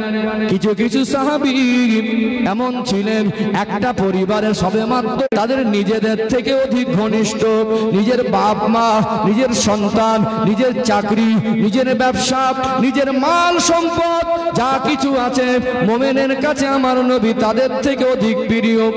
কঠিন পরীক্ষায় পড়ে গেলেন। সাহাবারা চলে আসে ওই পাহাড়ের গুহায়। 1-2 মাস নয়, 1-2 বছর নয়, টানা 3টে বছর বয়কট অবস্থায় ঈমান। বলুন সুবহানাল্লাহ। এর বাইরে গিয়ে একটা মানুষ জীবনে সফলতা অর্জন করতে পারবে না। মূল উদ্দেশ্য ছিল নবীর ভালোবাসা অর্জন, এর বাইরে মানুষের জীবন সফল হতে পারে না। মনে করে আমি কামিয়াব হয়ে গেছি। একটা মানুষ যখন চাকরি পায়, 50,000 থেকে 1 লক্ষ টাকা বেতন, বড় বড় পোস্টে যারা চাকরি করে 1.5 লক্ষ টাকার মতো মাসিক বেতন, মনে করে আমি সফল হয়েছি। 50 বিঘে জমি কেনে, মাসে 2 লাখ 4 লাখ টাকা রোজগার করে, সুন্দর গাড়ি আর বাড়ি করে, মনে করে আমি সফল হয়েছি। মানুষের মাল সম্পদ মানুষের জীবনের সফলতা নয়। বলুন তো দেখি, হযরত বেলাল রাদিয়াল্লাহু আনহু তিনি কি কোনো নামকরা বংশের মানুষ ছিলেন? আমি আপনি কালো হলেও বেলাল রাদিয়াল্লাহু আনহু আমার আপনার থেকে আরো বেশি কালো ছিল। ও ভাইয়েরা বাবাজিরা, আফ্রিকান হাবশি দেশের মানুষ আজকে সোশ্যাল মিডিয়ার মাধ্যমে, ফেসবুক ইউটিউবের মাধ্যমে এক দেশ থেকে অন্য দেশের খবর সহজে পাওয়া যায় কি যায় না। নাইজেরিয়ান প্লেয়ারদের দেখবেন, অনেক সময় দেখবেন ওই হাবশি দেশের মানুষদের চেহারাটা কত কালো। বেলাল রাদিয়াল্লাহু আনহু তিনি দুনিয়ায় কোনো স্কুল কলেজ ইউনিভার্সিটিতে পড়ার সুযোগ তার হয় নাই। আল্লাহ তাকে এমন জীবন পায়ের আওয়াজ আল্লাহ পাকের জান্নাতে শোনা যেত। কি ছিল তার জীবন? আজকে অনেক মানুষ দেখবেন সমাজের মানুষের একটা খারাপ দিক হলো, আমরা সবাই বলছি পরিবর্তন, আপডেট হয়েছে। মসজিদের কমিটিতে গরিব মানুষ কজন জায়গা পায়? মাদ্রাসার কমিটিতে কজন মানুষ গরিব বলে জায়গা পায়? জায়গা। একজন নামাজি মানুষ, একজন হালাল রুজি উপার্জন করা মানুষ, একজন ভ্যান চালক মানুষ, একজন মজদুর মানুষ, একজন ঠেলা গাড়ি চালানো মানুষ, একজন ফেরিওয়ালা মানুষ, ওটা ওর কর্মজীবনটা দেখে মানুষকে কোনোদিন ছোট চোখে দেখা যাবে না। হালাল রুজি উপার্জন করছে, এটা আল্লাহর কাছে বড় কথা। কি বুঝতে পেরেছেন? এসি রুমে বসে ঘুষ খাওয়া মানুষের থেকে ফেরি করে খাওয়া মানুষ কবরের হাসরে আল্লাহর কাছে ছাড় পাবে। বলুন না সুবহানাল্লাহ। লটারি কেটে ধনী হওয়ার স্বপ্ন দেখে না, অন্যের মাল আত্মসাৎ করার স্বপ্ন দেখে না, হারামের মাল নিয়ে কোটিপতি হওয়ার স্বপ্ন দেখে না। হালাল রুজি এটা আল্লাহর কাছে পছন্দের। সাহাবাদের জীবনের সান্ত্বনা এটাই তো। সাহাবারা অনেক গরিব গরিব সাহাবী ছিলেন, তাদের কাছে এক কাটাও জমি ছিল না, তাদের কাছে 200-500 টাকাও ছিল না। আসহাবে সুফফায় যে সমস্ত সাহাবী ছিলেন এরা ছিল নিঃস্ব গরিব। নবীর কাছে হাদিয়া আসলে আল্লাহর নবী না খেয়ে তাদেরকে দিতেন। কথা ঠিক না বেটি? তাদের জীবনে ছিল দামি সম্পদ, আল্লাহ সন্তুষ্টির জীবন। আজকে গরিব বলে সমাজের মানুষ গরিব মানুষদের অবহেলা করে। কি করে? গ্রামে দেখবেন একটা আল্লাহ পয়সা দিল, এখন আবার আপডেট, এখন আবার ছেলের জন্মদিন পালন হচ্ছে না ভাই না? মেয়ের জন্মদিন পালন হচ্ছে। অত শরীয়তে সব কিছু নেই, পয়সার গরম আছে, আমি করছি তো তোর বাপের কি, হুজুর বলছে তো আমার বাপের কি, হচ্ছে না? এখন আবার বিবাহ বার্ষিকী কি বলে, অ্যানিভার্সারিটা কি বলে, বলেন না? এখন আবার স্ত্রীর মানে খুশি করার জন্য বিবাহ বার্ষিকী পালন হচ্ছে। কি হচ্ছে? বিবাহ বার্ষিকী অনুষ্ঠান। পয়সা হয়েছে, এখন অনুষ্ঠান দরকার। বাড়ির পাশে গরিব মানুষ বলে ওদের দাওয়াত করে না, পয়সাওয়ালা বন্ধু দেখে দাওয়াত করে। হচ্ছে না? হয় না? হচ্ছে না? আবার দেখবেন আজকে কি কঠিন সময় আমাদের কাছে এসে গেছে। মানুষ কোথাও বেড়াতে গেল, সেখানে গিয়ে মানুষ যদি জিজ্ঞাসা করে ভাই আপনার বাড়ি কোথায়, না আপনি বলবেন মালদা জেলা সোজাপুরের গিয়াতে। একজন নাম করা মানুষের নাম করলো, পয়সাওয়ালা নেতা মোস্তান, লোকটাকে চেনেন? যদিও কোনো আত্মীয় পরিবার নাও হয়, বলবে হ্যাঁ চিনি তো, আমার বন্ধু মতো হয়, একসঙ্গে ওঠা বসা করি, খুব ভালো সম্পর্ক, অথচ লোকটাকে চেনে না। কিন্তু একটা খুব গরিব মানুষের যদি নাম করে, ভাই লোকটাকে চেনেন, শুনে বুঝে বলবে চেনা চেনা লাগছে, আত্মীয় হলেও পরিচয় দিতে চায় না। আছে না নেই? তালপাতার ছাউনির নিচেও যদি ঘুমায়, জামাটা যদি 50 টাকা কাপড়ের মিটারে হয়, ওটা যদি তালি দেওয়া হয়, ওটা যদি রাসূলুল্লাহর সুন্নাত হয়, আল্লাহর কাছে ওটা পছন্দের। ঠিক বলছি না ভুল বলছি? লোকের আত্মসাৎ করে হারামের টাকা লটারি কেটে পয়সা নিয়ে ভীষণ বিল্ডিং বালাখানা করেছে। দুনিয়ার মানুষের চোখে যতই চকচকে আর ঝকঝকে হোক, ওটা আল্লাহর কাছে যদি ভালো না হয়, ও ভালোর মূল্য কিছু নেই। সব থেকে দামি কাপড়টা কিনে এনে ওকে কাপড় পরিয়ে দিয়ে, সব থেকে বড় ইমামকে দিয়ে জানাজা পড়িয়ে দিয়ে, সব থেকে বড় গরু এনে কলেমাখানি দিয়ে, যে মানুষটার জীবনে নবীর মহব্বত নেই, যে মানুষটার আমালে জিন্দেগিতে আল্লাহর আদর্শ কথা মতো জীবন যাপন নেই, ওই মানুষটা মরে যাবার পরে দুনিয়ার মানুষ মনে করতো অনেক বড় ধনী, অনেক বড় মোস্তান, অনেক বড় নেতা, অনেক বড় চাকরিজীবী, অনেক সমাজের নামকরা মানুষ। ওই নামকরা মানুষের জীবনে যদি নবীর মহব্বত না থাকে, ওই নামকরা মানুষের জীবনে যদি আল্লাহর আদেশ নিষেধ পালনের আমল না থাকে, ওই মানুষটা মরে গিয়ে কবরের হাসরে 1 পয়সা কোনো দাম নেই। আছে কি? কিন্তু আজকে সমাজে দেখবেন যারা প্রকৃত ভালো মানুষ, দিনদার মানুষ, পরেশগার মানুষ, খোদাভীরু মানুষ, এদেরকে সমাজে দাম দেওয়া, একটু পয়সা হয়ে গেলে, বয়স হয়ে গেছে, তারা দাড়ি রাখার প্রয়োজন মনে, ভালো ভালো পোস্টে চাকরি করে, ভালো ভালো ব্যবসা করে, রোজগার করে, এখন আপডেট, এখন একটু বড় নেতা হয়েছে, এরা নামাজও পড়ার কথা প্রয়োজন মনে করে না, আর দাড়ি রাখারও প্রয়োজন মনে, টাকা হয়েছে টাকার গরমে চলে যায়। সিগারেট অর্ধেকটা খায় আর অর্ধেকটা টেনে ফেলে দেয়। পাশ থেকে বলছে এখন 3-4 টান মারা যেত, বলে যায় যাক আবার একটা ধরাবো। কিন্তু এই মানুষগুলো দেখবেন গরিবদেরকে মানুষ মনে করে না, গরিবদেরকে মানুষ মনে করে না। একটা গরিব মানুষ দেখলে সেখানে মস্তানি দেয়। সমাজে কিছু মানুষ আছে দেখবেন গরিব মানুষ দেখলে নাক মুখ টানে। আল্লাহর কাছে ধনী গরিবটা বড় নয়। আমার রাসূল গরিবদেরকে বড় সান্ত্বনা দিয়েছেন। আমার নবী নিজে গরিবী জীবন বেছে নিয়েছিলেন না নেননি? মা খাদিজার যা সম্পদ ছিল, নবী যদি মনে করতেন ভোগ বিলাস করব, ওগুলো আঁকড়ে ধরে রাখলে নবীর জীবন পার হয়ে যেত না? একটা মানুষের 60 বছর জীবনে কত টাকার প্রয়োজন হতে পারে ভোগ বিলাসের জীবন কাটাতে গিয়ে? মাসে 30,000, 40,000, 1 লাখ খরচা করেন, বাড়ির 5জন 7জন ফ্যামিলি কত খাবার খাবে, কি খাবেন, কত পড়বেন? মাসে যদি 2 লাখ টাকাও খরচা করেন, 60 বছরে 1 কোটি টাকা। মা খাদিজার তখনকার দিনে যে সম্পদ ছিল, আল্লাহ রাসূল যদি পারিবারিক জীবন ভোগ বিলাসের কাটাতেন, ওই টাকায় হয়ে যেত না? তাছাড়া নবী যদি আল্লাহর কাছে চাইতেন, আমার রাসূল আল্লাহর কাছে যদি বলতেন, আমার আল্লাহ উহুদ পাহাড়টা আমার নবীর জন্য সোনায় পরিণত করে দিতে পারতেন কি পারতেন না? সোনায় পরিণত করে দিতে পারতেন। কিন্তু নবী গরিবী জীবন বেছে নিয়েছেন, পৃথিবীর গরিবদের জন্য সান্ত্বনা। যে আমি রাসূল যদি ভোগবিলাসের জীবন পার করি, গরিব মানুষরা তারা বলবে নবী তো আমাদের দরদ বুঝবে না। বুঝবে কি করে? নবী কি করে বিশ্ব মানুষের জন্য রহমত হয়, সৃষ্টি জগতের জন্য রহমত হয়? তিনি তো ভোগবিলাসের জীবন পার করেছেন। নবী এই জন্য 2 দিন অনাহারে থাকতেন, কিন্তু সাহাবাদের দুঃখ কষ্টের ভাগিদার হতেন, যে তোমরাও গরিবী জীবন আছে, আমি গরিবী জীবনটা বেছে নিয়েছি। মা খাদিজার সম্পদগুলো এই 3 বছর আসহাবে সুফ, 3 বছর যে শিয়াবে আবু তালেব নামক পাহাড়ের গুহায় ছিলেন, মা খাদিজার সম্পদগুলো বেশিরভাগটা সব ওখানেই খরচা হয়ে গিয়েছিল। মা খাদিজা কোনদিন প্রতিবাদ করেনি। খরচা করতে হবে কার জন্য? আল্লাহর জন্য। আর আমরা সব সময় মূল টার্গেট থাকবে আল্লাহ সন্তুষ্টি জীবন আর নবীর ভালোবাসা অন্তরে জায়গা দেবো। আল্লাহ তৌফিক দান করেন, বলেন আল্লাহুম্মা আমিন। ও ভাইজানেরা, সোনার মানিক যুবকেরা, আব্বারা মায়েরা, দুনিয়ায় গরিবী জীবনটা আল্লাহর কাছে পছন্দের।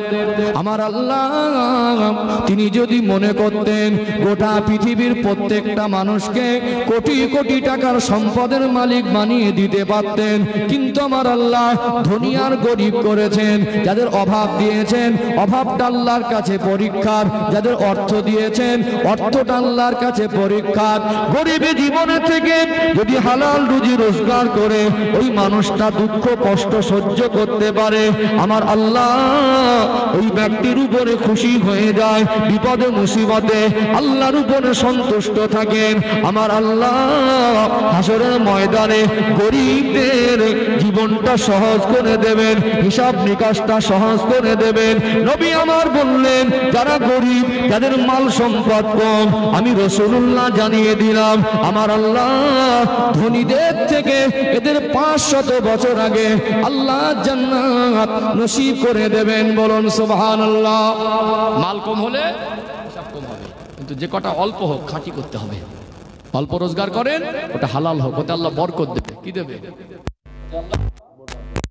এইটুকু মনে রাখবেন, দুধ আর গরুর পেশাব এক জায়গায় মেশানো যাবে না। গরুর দুধ আর গরুর পেশাব এক জায়গায় মেশানো যাবে না। অল্প রোজগার করবেন, খাঁটি, এতে আল্লাহ বরকত দেবে। বরকত আলাদা জিনিস, সুখ শান্তি আলাদা জিনিস। এই বরকতটা যদি পেতে চান, আপনি হারাম জিনিস হতে মেশাতে পারবেন না। হালাল টাকা রোজগার করলেন 100 টাকা, 10 টাকা হারাম ঢুকিয়ে দিলেন, ওতে বরকত হবে না। ব্যবসা ক্ষেত্রে অনেকে মিথ্যার আশ্রয় নেয়, মিথ্যার আশ্রয় নেওয়া যাবে না।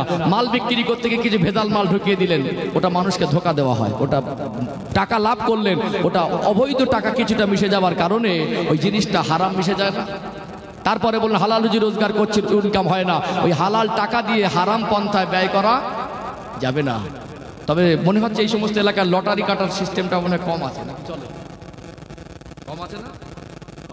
ইদানিং সব জায়গা জায়গা চালু হচ্ছে। যতই অভাব থাক, লটারি ধারে বাড়ে যাবেন না। সারাদিন 500 টাকা রোজগার করে মোবাইলে দেখে মনে করছে 30 টাকা দিয়ে 1 কোটি বাঁধে।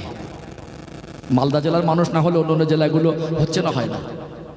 রোজগারটা টাকাটা হালাল, কিন্তু 30 টাকা দিয়ে যে 1 কোটি টাকা স্বপ্ন দেখছে, এটা হারাম না?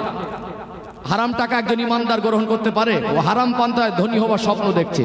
তাহলে এই যে হালাল টাকা নিয়ে হারাম রাস্তায় ব্যয় করছি, এতেও বরকত, এতেও বরকত হবে না। দেখছেন আপনি রাস্তা দিয়ে হেঁটে যাচ্ছেন, আপনার সামনে একটা লোক যাচ্ছে, বা আপনি বাসে উঠেছেন, দুজনে গল্প করছেন, একে অপরকে চেনেন না, প্যাসেঞ্জার কম, লোকটা নেমে গেল ভোরের বেলা। নেমে যাওয়ার পরে আপনি বললেন কোথায় যাবেন? কলিকাতায়। ও বললো কোথায় যাবেন? আপনার ডাঙ্গা থেকে উঠলেন না, আমি সুজাপুরে যাব। সুজাপুর বলুন বা আপনার কালিয়াচক বলুন, কালিয়াচকে নেমে গেল, একটা টাকার ব্যাগ ছেড়ে গেল, আপনার হাতে পাওয়ার পরে উচিত কি হবে? লোকটাকে ফেরত দেই। একজন ইমানদার সে যতই অভাবে থাকুক টাকাটা নেবে, নিতে চাইবে না। ভাই আপনার টাকাটা এটা নিয়ে যান, দিয়ে দেবে কি দেবে না? দিয়ে দেবে। কিন্তু একটা টাকা যদি আপনার সামনে পড়ে থাকে, দেখতে পান লোকটা ছেড়ে যাচ্ছে, ওই টাকাটা তাও নেওয়া যাবে না। আর ওই টাকাটাও হারাম, আর লটারির টাকাটাও হারাম। ওটা যদি এমনি হাতে আসে তাও নেওয়া না যায়, টাকার খরচা করে বাড়ি এনে টাকা নেব, 30 টাকা দিয়ে কিনবো, এটা কি হারাম হবে? জায়েজ হবে? টাকা খরচা করে হারাম টাকা ঘরে ঢোকানোর চিন্তা করছি। এমনি বিনা খরচায় হাতে আসলেও নেওয়া যাবে না। বাজার করতে গেলেন, দোকানদার তাড়াহুড়োর মাঝে 100 টাকা বেশি দিল, ওটাকে বুঝতে পেরে নেওয়া যাবে? 100 টাকাটাও সজ্ঞানে নেওয়া যায় না। কিন্তু মানুষ হালাল টাকা দিয়ে লটারি কেটে ধনী হবার স্বপ্ন দেখছে। এই জন্য হালাল টাকা দিয়ে আপনি গাঁজা খাবেন, হালাল টাকা দিয়ে মদ খাবেন, হালাল টাকা দিয়ে আপনি সিগারেট খাবেন। এই সমস্ত তামাক জাতীয় জিনিস যেগুলো শরীরের ক্ষতি, অর্থের ক্ষতি, সামাজিক ক্ষতি, যে সমস্ত জিনিসগুলো সমাজে অতিরিক্ত পরিমাণে ভরপুর হয়ে যাচ্ছে, এগুলো থেকে পরেজ করবেন। ওই টাকা দিয়ে একটা ভালো জিনিস কিনে খান, বাচ্চাকে একটা ভালো প্রাইভেটের মাস্টারের কাছে দেন, বাবা মার ঔষধ কেনার পয়সা দেন, বাবা মার একটা ভালো পোশাক কিনে দেন, বাচ্চা বিবির হকটা আদায় করেন। এতে আল্লাহ মালে বরকত দেবে। কি দেবে? এতে আল্লাহ মালে বরকত দেবে। যে হালাতে থাকি শুকরিয়া। কবরে যাব খালি হাতে, এসেছিলাম খালি হাতে চলে যেতে হবে। দুনিয়া আসার পরে আমাদের বিধান হলো শরিয়াতের বিধান, বাচ্চার ডান কানে আজান আর বাম কানে ইকামত। ওই আজানের পরে কোনো নামাজ ছিল? আজানের পরে কোনো নামাজ ছিল না। আর মরণের পরে একটা নামাজ আছে, ওটা জানাজার নামাজ। ওই নামাজের আগে কোনো আজান হয়? কোনো আজান হয় না। প্রস্তুত থাকতে হবে, প্রস্তুত থাকতে হবে। যে হালাতে রাখে আলহামদুলিল্লাহ, যদি আল্লাহ অসুস্থ করে দেন আলহামদুলিল্লাহ, অভাবে রাখেন আলহামদুলিল্লাহ। চেষ্টা করতে হবে। কি করতে হবে? দুনিয়া অনেক মানুষ মনে করে পয়সা আছে, টাকার বল আছে, টাকা দিয়ে সুস্থ হয়ে যাব, কখনো সম্ভব নয়। ঔষধ খেতে হয়, এটা ওসিলা। ভালো করার মালিককে, ভালো করার মালিক আল্লাহ। আল্লাহ পৃথিবীর মানুষকে একটা সবক দিয়েছে যে এমন এমন রোগ আল্লাহ দিয়েছে, সে রোগের কোন ঔষধ নেই। আল্লাহ এটা বোঝাতে চেয়েছে যে তোমরা মনে করো যে ঔষধেই ভালো হয়, তাহলে তোমাদের ঔষধের যদি জোর থাকে, তাহলে এই রোগটা তোমরা ঔষধ দিয়ে ভালো করো। এটা স্বীকার করো যে আল্লাহ ভালো করে। ঔষধটা কি? ওসিলা। আমরা মোমেন কি বলি? আল্লাহ ঔষধটা খাচ্ছে, আপনি ভালো করেন। কি বলি? যদি ঔষধেই সব হয়, তাহলে ক্যান্সার রোগটা ভালো করে দাও। কথা ঠিক বলছি না ভুল বলছি? যার সুগার ধরেছে, সুগার রোগটা একেবারে সুস্থ হয়ে উঠেছে বলতে পারবেন? যাকে ধরেছে তাকে একদম শেষ পর্যন্ত ধরেই রেখেছে। ঔষধ খেয়ে কন্ট্রোল থাকে, ডক্টরের ফর্মুলা চলে কন্ট্রোল থাকে। রোগটাকে পুরো ঔষধের দ্বারা ভালো করে দেখতে দেখি, ভালো করে দিতে পারবে? ঔষধটা কি? ওসিলা। ভালো করার মালিক আল্লাহ। সর্বহালাতে একটু সবর করেন। অভাবে আছেন, সবর করেন। মা বোনদের বলি, স্বামীর ইনকাম যতটা, ইনকাম বুঝে স্বামীর কাছে দাবি করবেন। কি করবেন? ইনকাম বুঝে স্বামীর কাছে দাবি করবেন। স্বামীর ইনকাম কম, এমন দাবি দেওয়া চেয়ে বসলেন, সেটা স্বামীর জন্য অনেকটা বোঝা হয়ে দাঁড়ায়। এরকম দাবি করা উচিত নয়। ছেলে মেয়ে বড় হয়েছে যারা আমার যুবক ভাই, বাবা মার কাছে এমন একটা জিনিস আবদার করো যেটা বাবার দেওয়ার মতো ক্ষমতা আছে। বাবার সংসারে এক্ষুনি টান যাচ্ছে, এখন যদি জেদ করে বলো আমার 30,000 টাকার মোবাইল লাগবে, ওটা বাবার জন্য চাপ হবে না? ঠিক বলছি না ভুল বলছি? সংসারের হালাত সবসময় একরকম থাকে না। মা বোনদের দেখতে হবে যে আমার এক্ষুনি সাংসারিক অবস্থাটা কিরকম। সংসারটা তো স্বামীর একলার না, স্বামী স্ত্রীর উভয়ের। কথা ঠিক না ঠিক? সন্তানগুলো তো একার নয়, সন্তানগুলো দুজনের, উভয়ের। যদিও আমাদের সরকারি আইনের দিক থেকে সন্তান বড় হলে বাবার দিকটা পাওনা বেশি হয়। বাবা যদি সে স্বেচ্ছায় বাবার কাছে আসতে পারে, এসে থাকতে পারবে, বাবার সম্পদের সে হকদার হবে। কিন্তু ইসলাম বলছে খেদমত করব কার? নবী সাহাবার এসে বললেন হুজুর খেদমত করব কার? নবী বললেন মায়ের। খেদমত করব কার? বললেন, ফের বললে মায়ের। খেদমত করব কার? ফের বললেন মায়ের। আবার বললেন খেদমত করো, তারপরে বাপের। তাহলে সন্তান কার? একার। সন্তান একার নয়, কিছু হলে দুজনেই দেখতে হবে। সংসারের দুঃখ কষ্টর ভাগাভাগি দুজনকে করে নিতে হবে। এমন কিছু চেয়ে না বসেন যেটা স্বামীর জন্য বোঝা হয়ে দাঁড়ায়, স্বামীর জন্য পেরেশানির একটা কারণ হয়ে দাঁড়ায়। এই জন্য পরিস্থিতি বুঝে স্বামীর উপরে দাবি করা, আল্লাহর উপরে সন্তুষ্ট থাকা। নবী বলছেন দুটো জগৎ আল্লাহ কাউকে কষ্ট দেবেন না। আল্লাহ যাকে দুনিয়ায় কষ্ট দেবেন তাকে আর কবরে কষ্ট দেবেন না। সবর করতে হবে। দুনিয়ার কষ্টটা আল্লাহ এটা তার জন্য পরীক্ষা করে নিচ্ছেন। কবরে গেলে আল্লাহ তাকে আর কষ্ট দেবেন না। अगर रात आया तो थोड़ी देर सब्र कर लो, सुबह जरूर आएगा। সন্ধ্যা হয়েছে, রাত এসেছে, সবর করো, তোমার জন্য দিন কিন্তু অপেক্ষা করছে। যতই বিপদ মুসিবত আসুক, যখন কঠিন মুসিবত, কঠিন রোগ, কঠিন বিপদ, কঠিন বালা, কঠিন অভাব, ওই অভাবের থেকে আল্লাহর উপরে সন্তুষ্ট থাকতে হবে। ওমাইয়া তাওয়াক্কাল আলাল্লাহি ফাহুয়া হাসবু। আপনাদের ঈমান যাতে মজবুত হয় মনে করিয়ে দিতে হয় আম্মাজান হাজেরার কথা। কার কথা? আম্মাজান হাজেরার কথা। হাজার হাজার মাইল, শত শত মাইল আসলেন, এক জায়গায় কোনো পানি দেখলেন না, একজন লোকজন দেখলেন না, একজন ছায়া দেখলেন না, ওই রকম একটা জায়গায় রেখে যাচ্ছে। সেই সময় স্বামীকে বলেছিল, আপনি একবার বলে যান আল্লাহ কি রাখতে বলে গেছেন, আল্লাহ কি এখানে ছেড়ে দিতে বলেছেন? হ্যাঁ, আল্লাহর হুকুম। ইব্রাহিম আলাইহিস সালামকে বলেছিলেন আপনি চলে যান, আমার এই দুধের বাচ্চা, যে বাচ্চাটা বসতে পারে না, আর আমি হাজেরা, আমাকে যদি আল্লাহ এখানে রেখে যাবার হুকুম করতে পারে, ওই আল্লাহ আমাকে আর আমার বাচ্চাকে হেফাজত। সেদিন মা হাজেরা কার উপরে ভরসা করেছিলেন? কার উপরে? এরকম বিপদ কি আমাদের জীবনে এসেছে যেখানে ছেড়ে আসলে খালি হেঁটে ফিরে যাওয়া অসম্ভব? আল্লাহ ব্যবস্থা করেছিলেন না করেননি? এই জন্য বিপদ মুসিবত যতই আসুক কার উপরে সন্তুষ্ট থাকতে হবে? আল্লাহর উপরে। আল্লাহ আপনি বিপদটাকে সহজ করে দেন। তিনি সবসময় ঝগড়া ঝামেলা, সবসময় মন কষাকষি, সবসময় ঠেলাঠেলি, এতে সংসারে বরকত হয় না। কি হয় না? সংসারে বরকত হয় না। চলুন মা আয়েশার জীবনে একটা ঘটনা দিয়ে আমি শেষ করবো ইনশাআল্লাহ। ঠান্ডার রাত তো, আর ব্যতিব্যস্তর মানুষ, আরো কিছু মানুষ আসার কথা ছিল। কি আজ পাহাড়পুরের মানুষ কি সব কাজে কামে বাইরে গেল নাকি?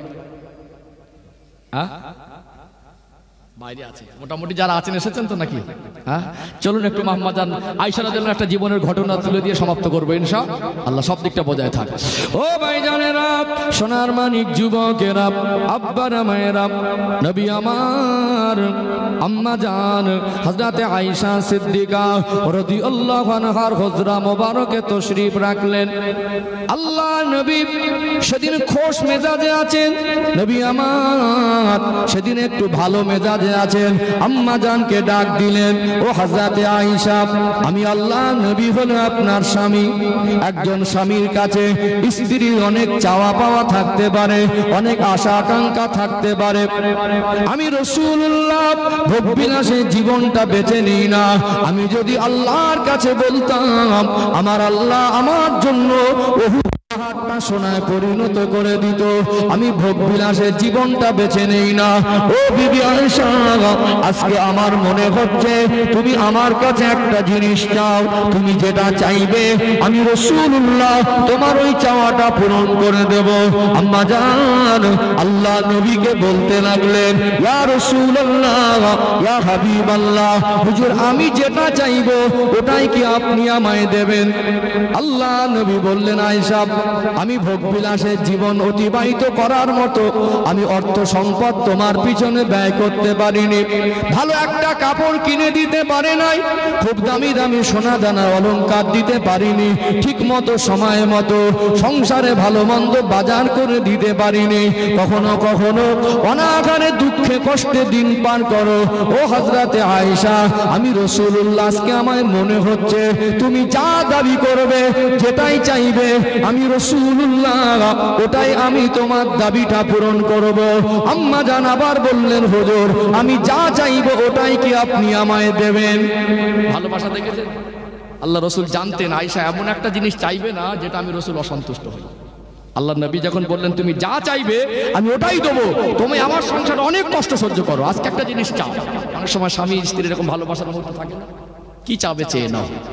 আমাদের স্ত্রীরা হলে দুনিয়ার মাল সম্পদ চাইতো, আমাদের স্ত্রীরা হলে এখনকার দিনে মোবাইল চেয়ে বসতো, একটা সোনার কোনো অলংকার চেয়ে বসতো, এটা দাও ওটা দাও। আল্লাহ নবী যখন বলেছেন যে তুমি যা চাইবে তাই দেবো, হুজুর যা চাইবো তাই দেবেন? হ্যাঁ, যা চাইবে তাই দেবো। সঙ্গে সঙ্গে বল, হুজুর আমি চাইলে তো আপনি দেবেন, আমি এমন একটা জিনিস চেয়ে বসবো যেটা আল্লাহ নবী যদি অসন্তুষ্ট হয়, আল্লাহ যদি অসন্তুষ্ট হয়, ওই চাওয়া আমার দরকার নেই। আপনি একটু আমাকে অনুমতি দেন, আমি বাপের বাড়ি যাবো। কার কাছে যাবো? আব্বা আবু বকরের কাছে যাবো। আমি আয়েশা, আমি বয়সে কম, আমার জ্ঞান আর আমার আব্বা আবু বকরের জ্ঞানটা অনেক বেশি কম। আমার আব্বার কাছে গিয়ে একটু পরামর্শ করব, আব্বা যেটা আমাকে চাইতে বলবেন ওই জিনিসটা চাইবো। কথা কি বুঝতে পেরেছেন? ঠিক আছে, আমি তোমাকে দেবো বলেছি, তুমি নিজের থেকে যখন চাইছো না, বাপের থেকে যদি পরামর্শ নিয়ে চাইতে হয়, ওটা যদি তুমি খুশি হও, যাও বাপের বাড়ি চলে যাও। আল্লাহ নবীর বিবি আম্মা জান হযরত আয়েশা সিদ্দিকা রাদিয়াল্লাহু আনহা আল্লাহ নবীর থেকে অনুমতি নিয়ে বাপের বাড়ি চলে গেলেন। হযরত আবু বকর সিদ্দিক রাদিয়াল্লাহু আনহুকে বললেন, ও আব্বা জান, ও আব্বা জান, আমি আপনার মেয়ে আয়েশা একটু আপনার কাছে পরামর্শ নিতে এসেছি। আল্লাহ নবী আমায় বলেছেন আমি আয়েশা যা চাইবো সেটাই আমাকে দেবে। আপনি আমায় একটু পরামর্শ দেন, আপনি আমাকে একটু বলে দেন আমি কোন জিনিসটা চাইবো। হযরত আবু বকর সিদ্দিক রাদিয়াল্লাহু আনহু বললেন, ও আয়েশা, তুমি হলে আমার মেয়ে, আল্লাহ নবীর সঙ্গে তোমার স্বামী স্ত্রীর সম্পর্ক, তোমার স্বামীর কাছ থেকে তুমি কি চাইবে সেটা তোমার পার্সোনাল ব্যাপার, ওটা তো আমি বলতে পারি না।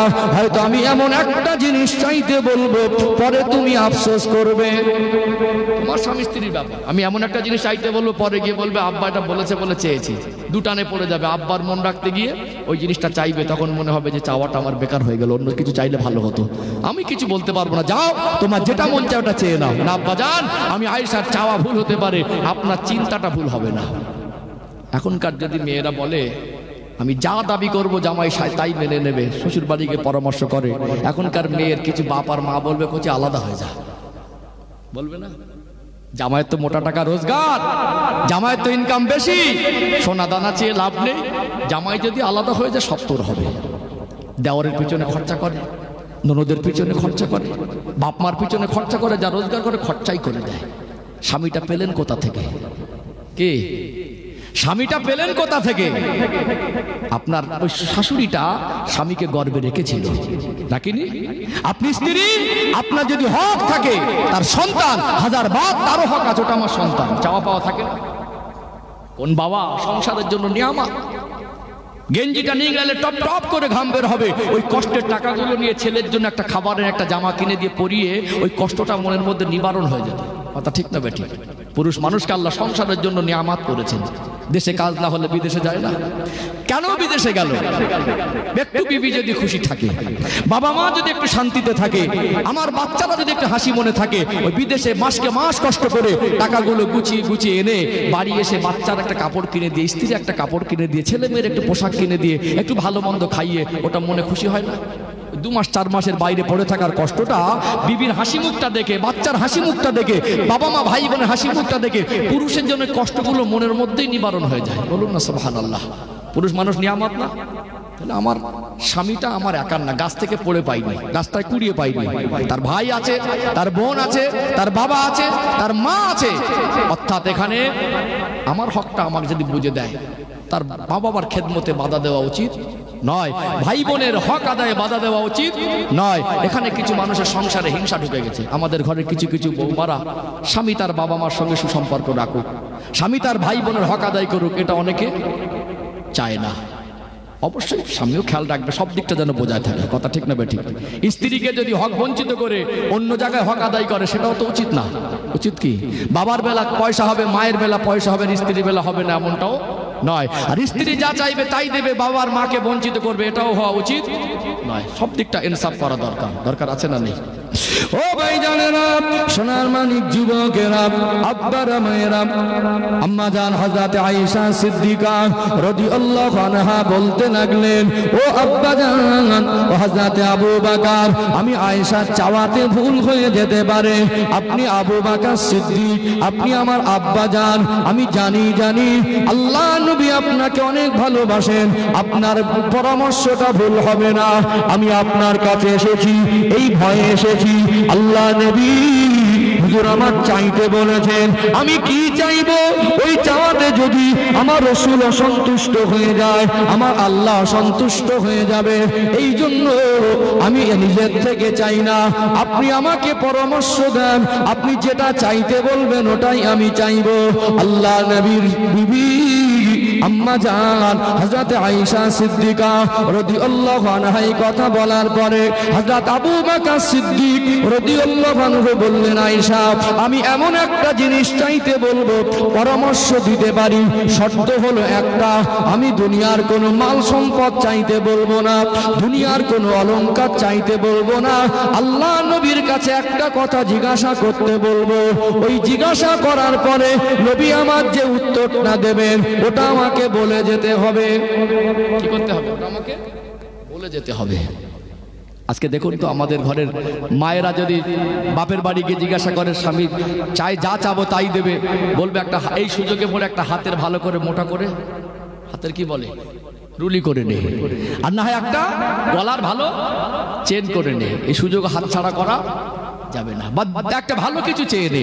কিন্তু আবু বকর সিদ্দিক রাদিয়াল্লাহু আনহু বললেন যে আমি যেটা চাইতে বলবো তোমার দুনিয়ার কোনো মাল সম্পদ হবে না, থেকে তোমার মন ভরবে। হ্যাঁ আব্বা জান, যদি ওটাই আপনি যদি খুশি হন, আর আপনার আমার বিশ্বাস আমি আয়েশার চাওয়া ভুল হতে পারে, আবু বকর হুজুরের পরামর্শটা ভুল হবে না।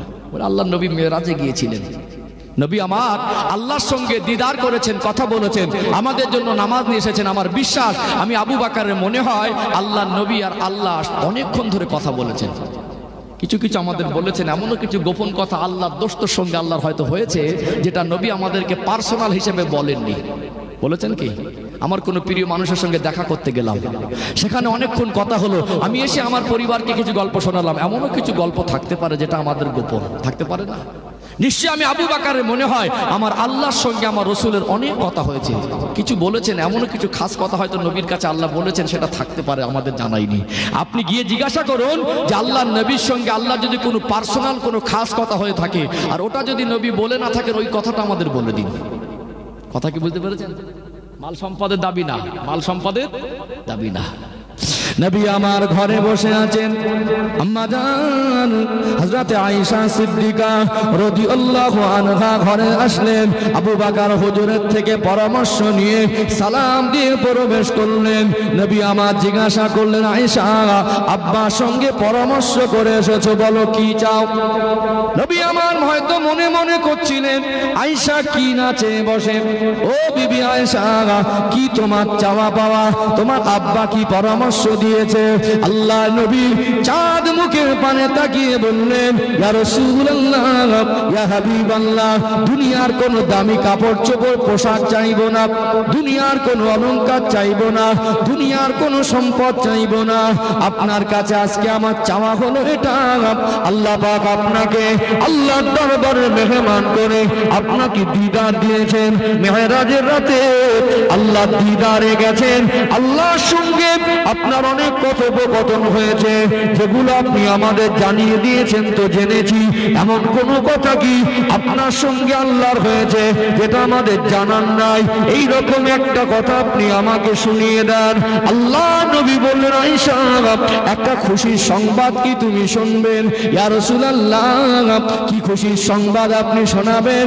আয়েশা তুমি এমন একটা চাওয়া চেয়েছো, আমার আল্লাহ আয়েশার উপরে খুশি হয়ে গিয়েছে, বলুন সুবহানাল্লাহ।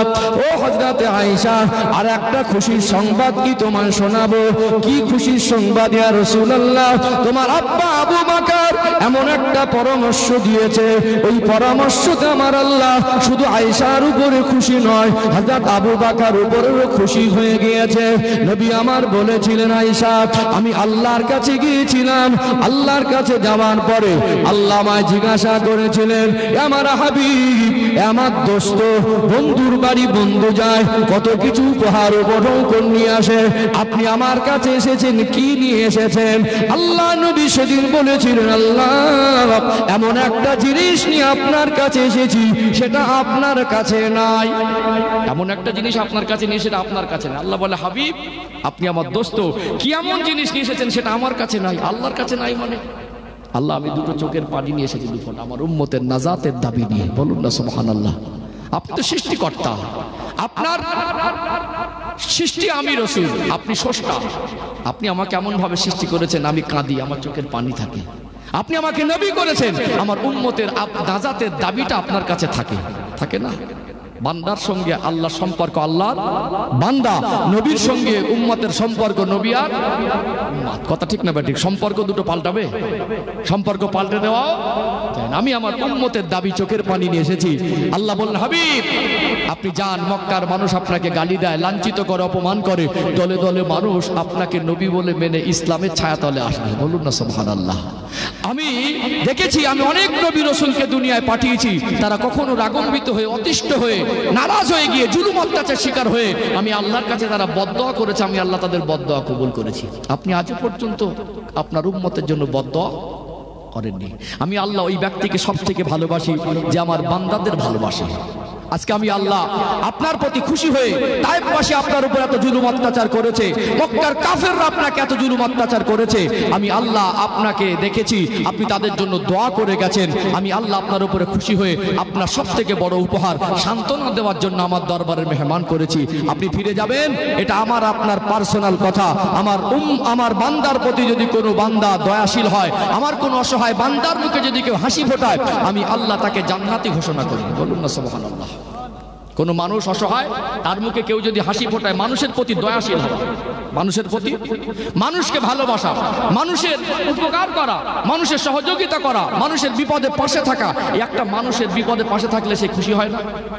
একটা অভাবী মানুষকে সাহায্য করলে সে খুশি হয় না? ওই হাসি মুখটা দেখে যে মানুষটার দ্বারা ওই মানুষটা উপকৃত হয়, আল্লাহ তাকে জান্নাতি ঘোষণা করে। বলুন না সুবহানাল্লাহ। মা আয়েশার এই কথাটা শোনার পরে বললেন, হুজুর আমি খুশনসিব, দুনিয়ার মাল সম্পদ পাইলে ওটা দুনিয়া শেষ হয়ে যেত, আমি এমন একটা সম্পদ পেয়েছি, আজ থেকে আমি আয়েশা যদি অনাহারে থাকে, একটা ক্ষুধার্ত মানুষ আসে, আমি না খেয়ে তাকে দিলে সে খুশি হবে, আল্লাহ আমাকে জান্নাতি ঘোষণা করবেন। একটা মানুষ যদি বোঝা ওঠাতে না পারে, আমি বিপদে পড়লে তার বোঝাটা উঠিয়ে দেবো। একটা মানুষ বিপদে থাকলে তার পাশে গিয়ে সান্ত্বনা দেবো। এই সান্ত্বনা, মুখে হাসি ফোটানো, উপকার করা, এটা আমি আয়েশা যদি জীবনে আমল করতে পারি, আমার আল্লাহ খুশি হয়ে জান্নাতি ঘোষণা করবেন। আমি একটা ওয়াদা করেছি আব্বার সঙ্গে, এটা আপনাকে আব্বাকে বলতে যেতে হবে। নবী বললেন, যাও আবু বকরকে গিয়ে বলে এসো। আস্তে আস্তে গেলেন, আবু বকর হুজুর অপেক্ষায় রয়েছেন যে নবী আমার কি কথা বলেন। এই কথা যখন শোনাচ্ছেন, আবু বকর হুজুরের চোখ থেকে পানি ঝরছে। কি ঝরছে? চোখ থেকে পানি ঝরছে। খুশির সংবাদ, অসহায়ের মুখে হাসি ফোটানো, মানুষের উপকার করা, বিপদে মানুষের পাশে থাকা, মানুষকে সন্তুষ্ট করা, এটা যদি আল্লাহ খুশি হয়, কিন্তু বান্দা তো আল্লাহ, অতএব আল্লাহই তো বান্দার দুঃখ কষ্ট বেশি বুঝবে। এতে মানুষ হয়ে যদি কোনো মানুষের প্রতি দয়াশীল হয়, আল্লাহ তাকে জান্নাতি ঘোষণা করেন।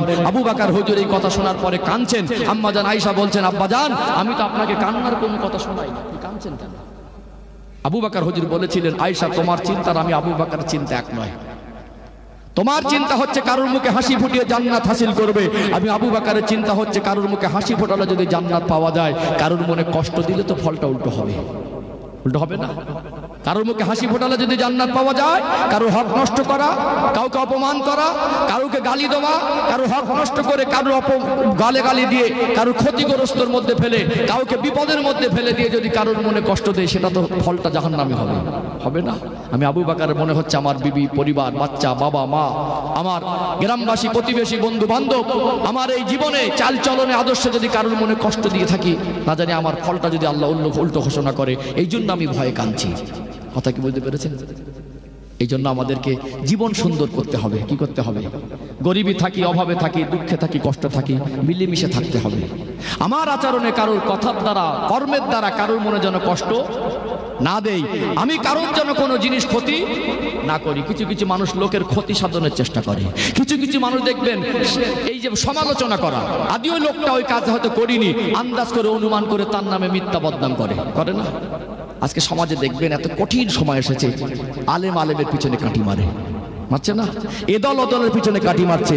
এখানে সমালোচনা গঠনমূলক, আমার যদি একটা ভুল হয়, একটা আলেম ধরিয়ে দেওয়ার অধিকার রাখেন? রাগের কিছু নেই ভাই, এটা আপনার ভুল হচ্ছে, সংশোধন করে নেবো, ফোনেও তো বলতে পারে। কিন্তু এখানে ঝগড়াটা হচ্ছে কোথায়? প্রথমে মশলাগত, তারপরে চলে যেত তার ব্যক্তিগত জীবনে। গালি দিচ্ছে, সে যা করিনি তাই বলে বেড়াচ্ছে। সে আলেম, সে যা করিনি সেটা সমাজে প্রচার করছে না করে না? আজকে এই যে মাত্রারা, মানুষ মানুষের প্রতি শত্রুতা, মানুষ মানুষের বদনাম করা, মানুষ মানুষকে অপমান করা, সমাজে আমি ভালো হয়ে ওকে পচিয়ে দেওয়া, এই জিনিসটা সাধারণ মানুষের জীবন থেকে এখন আলেমদের জীবনে উঠে গেছে না? যায়নি? গেছে না? স্বচ্ছ জীবন আল্লাহর কাছে পছন্দের। এখান থেকে আমরা এই শিক্ষা নেই।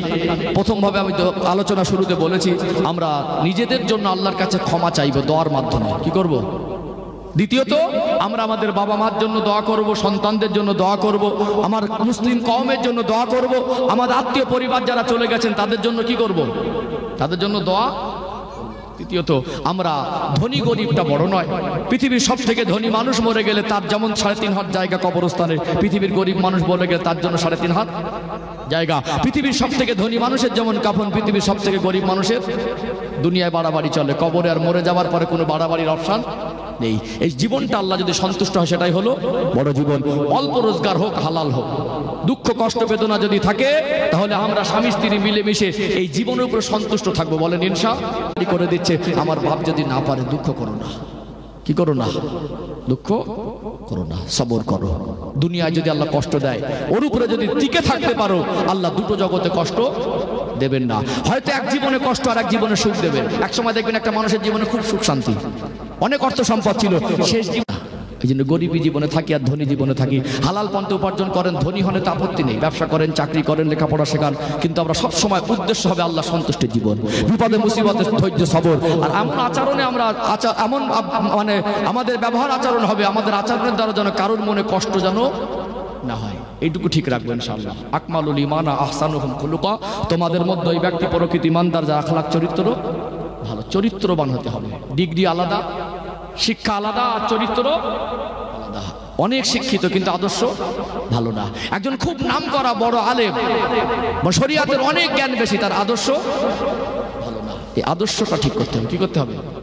আদর্শবান হতে হবে। কি হতে হবে? শিক্ষার সাথে সাথে আদর্শবান। আল্লাহ আমাদের আদর্শবান হওয়া, নবীর সুন্নাত তরিকায় আদর্শিত হওয়া তৌফিক দান করেন। বলেন আল্লাহুম্মা আমিন। বেশি রাত করে কি হবে নাকি? 11টা বাজে, ক্যাম সালাম করে দোয়া করে দিন নাকি? আপনারা ভালোবাসার মানুষ। মালদা জেলাতে আমি 7-8 বছর ধরে আসি। পাহাড়পুর আমার একটা ভালোবাসার জায়গা, কারণ পাহাড়পুর গ্রামে আনুমানিক আমার 20 রাত বেশি কেটে গেছে নাকি। পাহাড়পুর গ্রামে একটা পাড়ার মধ্যে, আমি মালদা জেলাতে বিভিন্ন জায়গায় এসেছি। আপনাদের সেই পুরনো মালদা বলেন, চাচল গাজল বলেন, ওদিকটা বলেন, এদিকটাই বলেন, সব থানা এরিয়াতে মাহফিল করেছি। কিন্তু আমি পাহাড়পুর গ্রামে সব থেকে বেশি সময় কেটেছে আমার। আনুমানিক গত বছরে 10 রাত, তার আগের বছর আমার 9 রাত ছিল নাকি, 7 রাত না 8 রাত, টোটাল ধরে আমার আনুমানিক 20 রাত ওভার হয়ে গেছে, কম বেশি আশা পড়েছে। এই জলসা করেছে অন্তত এই গ্রামে 20 রাত। আল্লাহর মেহেরবানি, আপনারা আমাকে ভালোবাসেন, আপনাদের জন্য প্রাণ ভরে আমি দোয়া করি। আল্লাহ যেন আপনাদের সুখ শান্তিতে রাখেন, আল্লাহ যেন আপনাদের বিপদ আপদ থেকে হেফাজত করেন। এই গ্রামের মানুষ, বিশেষ করে আমার আব্দুল শরীফ ভাই আমাকে যে পরিমাণে ভালোবাসেন, এই ভালোবাসার ঋণ আমি শোধ করতে পারবো না। তার পরিবারের জন্য, তিনি যে আমার পিছনে, আমি আসলে অনেক সময় ক্লান্ত শরীর এখানে এসে মাঝে মাঝে রেস্ট করি, অর্থাৎ তিনি যে আমাকে এই ভালোবাসা দেন, এই ভালোবাসার বদলা আল্লাহ যেন দুনিয়ায় না শেষ করে আখিরাতেও দান করেন। বলেন আল্লাহুম্মা আমিন। আমি একজন আলেম হতে গেলে যে যোগ্যতা লাগে, পড়াশোনা লাগে, তাকওয়া লাগে, আমার ভিতরে কিছু নেই। তিনি যে আলেম হিসেবে সম্মান করছেন, একজন নবীর ওয়ারিসকে সম্মান করলে আল্লাহ যতটা খুশি হয়, আল্লাহ যদি রাজা বদলা দেন, আল্লাহ যেন তাকে রাজা বদলা দেন। আল্লাহ তাআলার বংশধরে খানদানে যেন হাক্কানি আলেম দান করেন। বলেন আল্লাহুম্মা আমিন। আজকে আমি শুধু ভালোবাসার খাতিরে, ভালোবাসার ডাকে এসেছি। আপনাদের সঙ্গে আমার ভালোবাসা শর্তের নয়, এটা স্বার্থেরও নয়, এটা নিঃস্বার্থ ভালোবাসা থাকবে ইনশাআল্লাহ। আল্লাহ কবুল করেন। বলেন আল্লাহুম্মা আমিন। বিশেষ করে আমার এই মুরব্বী বাবাজিদেরকে আসে দেখলে একটু মনটা ভরে যায়। এই হাসি মুখটা যেন আল্লাহ দীর্ঘদিন আমাকে দেখায়। যারা মুরব্বী আছেন পাহাড়পুর গ্রামে, আল্লাহ এদের হায়াতে বরকত দান করেন। বলেন আল্লাহুম্মা আমিন। একটু কি বলবো, একটু বলবো। মা খাদিজার কথা বলছিলাম, আপনি বলছিলেন মা খাদিজার ঘটনাটা শেষ করবো একটু। হ্যাঁ, জীবনী জলসা শুনে শুনে আপনার মুখস্থ, তারপরে আবার শুনবেন। হ্যাঁ, মা ফাতেমার কথা বলবো। আচ্ছা ঠিক আছে, মা ফাতেমার কথাটাই বলি। এটা আমার এখানে বলা হয়নি, জীবনী জলসাতে মা ফাতেমার কথাটা খুব একটা বলা হয়নি, তাই মা ফাতেমার কথাটাই বলি। একটু তাকবীর দেন, নারে তাকবীর। আর 10-20 মিনিট বলে শেষ করবো ইনশাআল্লাহ। আর একটু কোরআন ভরে আওয়াজ দেন, নারে তাকবীর। সিলসিলা হক মুজাদ্দিদ জামান, পাহাড়পুর গ্রামবাসী বৃন্দ, সবরে সালে মাহফিল, নারে তাকবীর। একবার মহব্বতে দরুদ শরীফ, আল্লাহুম্মা সাল্লি আলা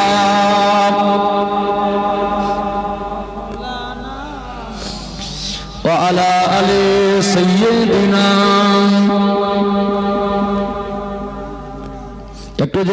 লা ইলাহা ইল্লাল্লাহ, আরো মহব্বতে লা ইলাহা ইল্লাল্লাহ লা ইলাহা ইল্লাল্লাহ মুহাম্মাদুর রাসূলুল্লাহ সাল্লাল্লাহু আলাইহি ওয়াসাল্লাম।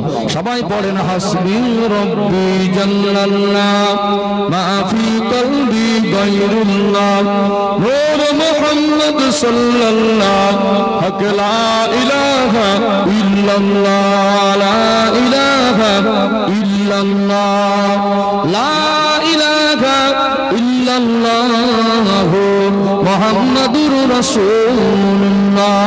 আল্লাহুম্মা সাল্লি আলা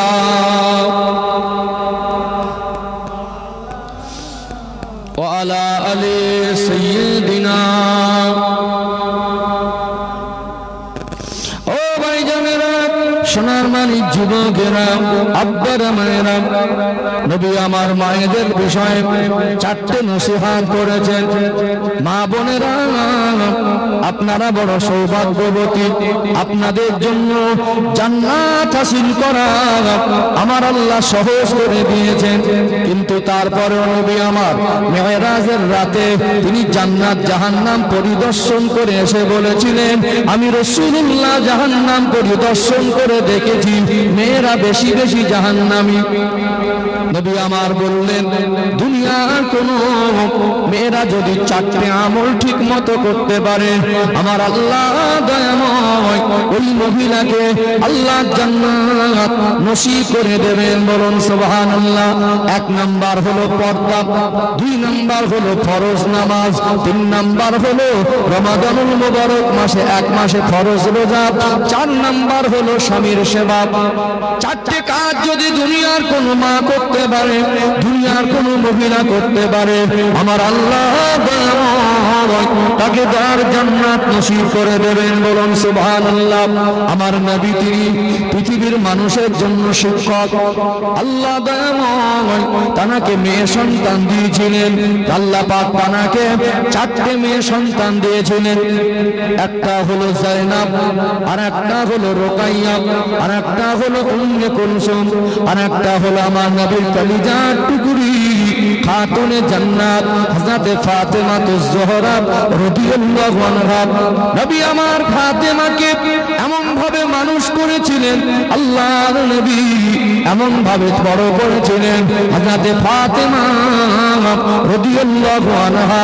আমাদের ঘরে কিছু মা বোনেরা আছে, দেখবেন বাবা মা আর এডুকেশন শিক্ষার অভাবে, বাবা মা সচেতন না হওয়ার কারণে আমাদের ঘরের মেয়েগুলোর ভিতরে বেয়াদবি বেহায়াপনা বেড়ে গেছে। আল্লাহ নবী মেয়েটাকে এমন পর্দায় মানুষ করেছিলেন, আমার নবীর কলিজার টুকরি খাতুনে জান্নাত দেখতে কেমন ছিল দুনিয়ার পরপুরুষ বর্ণনা দিতে পারে নাই। তার নাক নকশা কেমন ছিল, তার চোখটা কেমন ছিল, দুনিয়ার কোন পরপুরুষ বর্ণনা দিতে পারেন নাই। এত আদবে বড় করলেন, দুনিয়ার কোন পরপুরুষ খাতুনে জান্নাত হযরত ফাতেমার চরিত্রের উপরে আমল তুলতে পারে নাই। বয়স হয়ে গেল, বিবাহের পর্যাপ্ত বয়স হয়ে গেল। নবী আমার ভাবতে লাগলেন, আমার ফাতেমাকে কার সঙ্গে বিবাহ দেব? মেয়ে সন্তান যখন বড় হয়ে যায়, বলুন তো দেখি, বাবা মায়ের চিন্তা বাড়ে না কমে? পয়সা খরচা করলেও মানুষের তো মনের ভিতরে জামা যায় না। দেখতে যত ভালো হোক, ঘর বাড়ি যত ভালো হোক, অনেক ছেলেটা দেখতে সুন্দর, ছেলেটা লেখাপড়া শিখেছে, ঘর বাড়ি সুন্দর, বাবার মাল সম্পদ আছে, আশা করেছিল অনেক সুখে থাকবে।